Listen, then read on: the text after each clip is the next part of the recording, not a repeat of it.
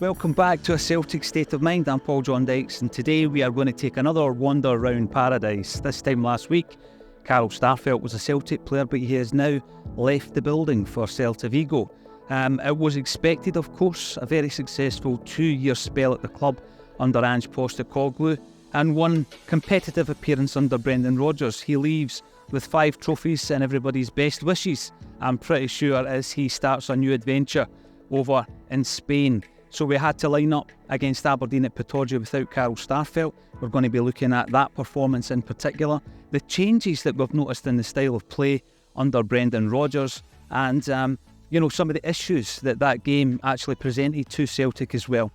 So going up to Pittodrie, Brendan Rodgers has got a really good record up there. He's now 13 out of 14 games against Aberdeen we've won, and the one game that he lost was a dead rubber when the league had already been wrapped up. So I think we went up there with some confidence. It was interesting to see the starting 11 was exactly the same as Flag Day against Ross County. No changes, although there was a few changes on the bench. Obviously dropped out due to injury. Starfelt was gone, and Kwon also dropped out. And I think one of the most interesting additions to that particular squad on the weekend was Stephen Welsh, and we'll talk a wee bit more about Stephen Welsh later on as he becomes a more important part of Brendan Rodgers' defence after the departure of Carl Starfelt. So when we look at the type of performance, the style of play, what has changed, I think one of the biggest things is that we notice the inverted fullbacks have gone back to more of a traditional style, and it looks to have suited Ralston more than Taylor. We'll speak a wee bit more about that as well. The wingers are playing a slightly different game in that they're coming inside a lot more, cutting inside rather than hitting the byline and fizzing the crosses into the near post. And I think also we've got a situation where Joe Hart, 3 or 4 times actually at the weekend, he was quite happy just to put his laces through the ball rather than trying to find a pass in a defence and play his way out of defence. And that was really interesting as well, because rather than putting us under pressure, he was able to clear the danger, and that is definitely something that's changed under Brendan Rodgers, as well as Hugo dropping deep, getting involved in the play, starting the attacks, and that's a part of his game that I'm really interested to see develop during this particular season as we go on to try and make progress in Europe and also retain our treble domestic dominance. We got the win at Pittodrie, and although it wasn't a vintage performance by Celtic, I think that you've seen enough in the first couple of games to know that this is a very transitional period for the club at the moment in terms of the start 11 and in particular in the defence as well. We've spoken about some of the stylistic changes that Rodgers has introduced, and I think that when you go up to Aberdeen, go up to Pittodrie and you're 2-1 up at half time, what we probably would have seen over the last couple of years is an Ange Postecoglou team trying to get 3, 4, 5 and putting the game to bed, gung-ho, continuing to attack Aberdeen at every opportunity. We didn't see that. We've seen a different style, probably a more pragmatic approach. Is it as entertaining as the Postecoglou style? I would suggest it probably isn't. But in terms of getting the result, I think that both domestically and, importantly, in Europe, this approach may work slightly better. It looked as though Celtic had the measure of Aberdeen. We were able to soak up a lot of pressure, and we didn't hit them on the counter, but we seemed to wear them down, knowing that we had the quality in the final third, and with some substitutions as well, which I thought were pivotal to get the third goal, and to basically get to that situation where it was comfortable in the closing minutes of the game. So what about individual performances then? I've already spoken about Joe Hart. I think we've seen a feature of his game in that he'll be quite happy to clear the ball out. Old school, I know, it's not a long ball game, just clearing the danger. I've seen Welsh doing it when he came on as well. Nawrocki done it a few times. And that was a feature of play yesterday that I felt we didn't see that often under Ange Postecoglou. What he liked to do is get the defenders and the goalkeeper to play the ball out in possession from the back. And often, we would put ourselves under pressure. We've seen that so many times. So I thought it was refreshing. Yeah, it's maybe not as nice on the eye, but we gave up less chances as a result of that. When we look at the performances, Nawrocki for me was the best defender on the pitch alongside Tony Ralston. And that's interesting when you're playing alongside Carter Vickers, who was pretty poor in the first half. But I think obviously when he was taken off injured at half time, that explained the reasons for that, because it's unfortunate and unusual for Carter Vickers to play so poorly, and I just hope that he's not out the team for a number of weeks, because he has been pivotal to our success in the last couple of years. Nawrocki, I thought, was a standout. He was winning headers, his tackling was great, covering back, anticipation, good range of passing as well. And then you look at the fullbacks and how they're adapting to a different kind of shape with regards to the inverted fullbacks being shelved for the moment. It's suiting Ralston, isn't it? He looked as though he was back to his very best yesterday against Aberdeen. He was in the wars. I like that about him. He's very combative. Unfortunately, on the other hand, I think that Greg Taylor is struggling to adapt to this new approach by Brendan Rodgers.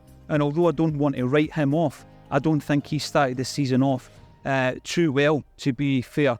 In the midfield then, a wee bit like Carter Vickers in the first half, one of the players who we would always look at to be consistent, and you never worry about him, is Callum McGregor. But I felt that the first half passed him by. Step up Matt O'Reilly, and I think he orchestrated the tempo of the game for Celtic. He'd done a lot of really good defensive work, and then alongside them, David Turnbull got his jersey, he retained his jersey, and he failed to take the opportunity, I feel, in the first half, losing possession on 9 occasions, and he was hooked at half-time for Rio Hatate. So the midfield for me was a mixed bag, and I think we looked better when Hatate came on. We've already spoken about a slight change to Kyogo's game under Brendan Rodgers, and he's actually spoken about it, has Brendan, in relation to what he's going to do differently for Celtic. I think it's quite visible and noticeable that Kyogo is coming deep. He's getting involved in the early parts of attacks. He's linking up really, really well. His work rate's incredible, as is Maeda's on the left-hand side. And I think we've seen a change in Maeda's style as well. Rather than trying to hit the byline and get the crosses over, he's cutting inside, and his pace is dynamite. I think he's going to be causing a lot of defenders problems all across Scotland this season. And I've seen a few people criticising Maeda's performance. I thought he was one of the best players on the park for me. And then we look at the substitutes that came on. The first one was Rio Hatate. And, at half-time, I'm looking at David Turnbull having, played really well in the opening day fixture against Ross County. And the game kind of passed him and Callum McGregor by, unfortunately. 9 times David Turnbull lost possession in the first half. So Hatate came back in, a wee bit of a point to prove, and unfortunately it was a cameo appearance due to his injury. But what I thought was that Hatate brought a lot more energy to the midfield, and I think that the performance of McGregor benefited from that as well. And I was looking at the way he was linking up play, he was demanding the ball, he was trying to get the attack started from deep in his own half, and then he got injured, and let's just hope it's a muscular injury that clears up very, very quickly, because if utilised properly, Rio Hatate could be one of the most influential players in Brendan Rodgers' side as well. One of the other subs I want to mention is Odin Holm. Young Holm has come in, he's played a couple of games, and I think that, I don't want to get too overexcited by him. His performances so far have been excellent. But I remember thinking the exact same about Ismail Osoro, so I'm tempering my enthusiasm on Holm. But he did play very, very well. There was one occasion where he lost possession and he was determined to get it back. When he did, it was a really hard, combative tackle, winning the ball back, and I think he's going to become a bit of a fan's favourite, something of a cult favourite as well. Another really impressive cameo at the weekend came from Yang, our right winger who can switch over to the left-hand side. Obviously, we lost a fan's favourite in Jota. We brought in a couple of wingers, Yang and Tillio. We haven't seen Tillio yet. Looking forward to seeing him playing, because Jared, from A Celtic State of Mind and Celtic Down Under, raves about Tillio. But we have seen a bit of Yang. He came on, he made a really impressive kind of impact for me. And obviously he set up the third and final goal for Matt O'Reilly. I think he's got a bag of tricks. You can see why he was the Young Player of the Year just last season in the K-League. I'm looking forward to seeing a lot more from him. And maybe he'll get a start against Kilmarnock. We'll talk about that game as well, because I don't think that's the type of game that we can play too many rotational players. They've started off really, really well. I think Derek McInnes has bought very well at Kilmarnock, and that's going to be a tricky tie for Celtic. So we'll be going in there with the strongest possible 11. I know last season we tinkered with the team a little bit. Siegrist was getting the League Cup games until his injury. I don't see that happening, because we've got injury problems. So now we've got, he's out.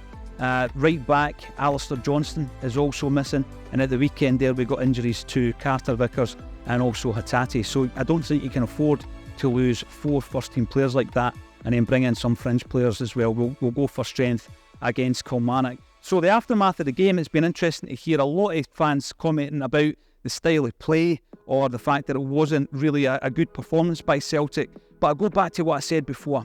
This is all about getting the result, and I think that Brendan Rodgers has learned a lot in his absence from Celtic to play a more pragmatic approach and style of football.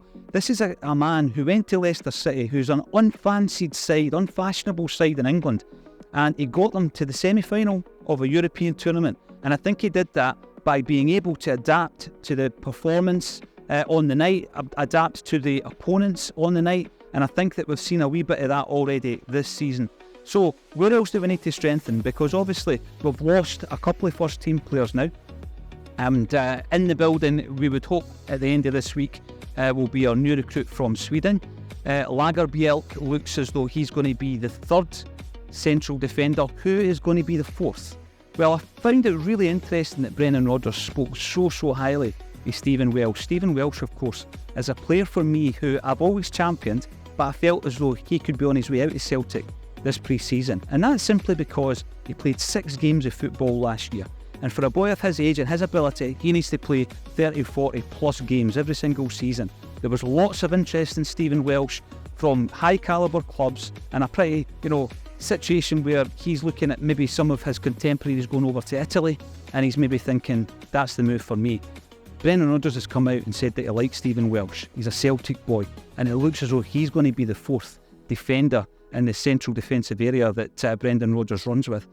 What does that mean for Scales? What does it mean for Kobayashi? I think we'll fully understand the situation by the end of the transfer window. Another thing I want to talk about actually at the weekend is some of the refereeing decisions were really poor. Celtic probably could have had 2 penalties. I'm going to stick my neck on the line and say Abada going down the line.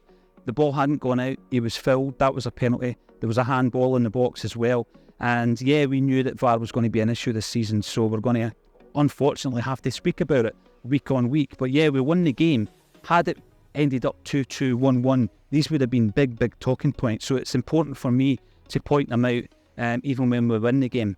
And finally as well, I need to thank everybody who's got behind our Sell the Jerseys campaign. We're probably sitting at about 100 jerseys. Some of them are already coming in signed, some of them are already coming in framed, and it's for wee Jamie Tierney. We've put the link for his fundraiser underneath the video, and we will continue to raise as much funds as we possibly can to help the wee fella and his family, because they need our help. It's as simple as that. Listen, that's been a wander round paradise. As always, really enjoyed that. What a start to the week walking around this beautiful stadium. Join us again tomorrow at 12:30 for a Celtic State of Mind.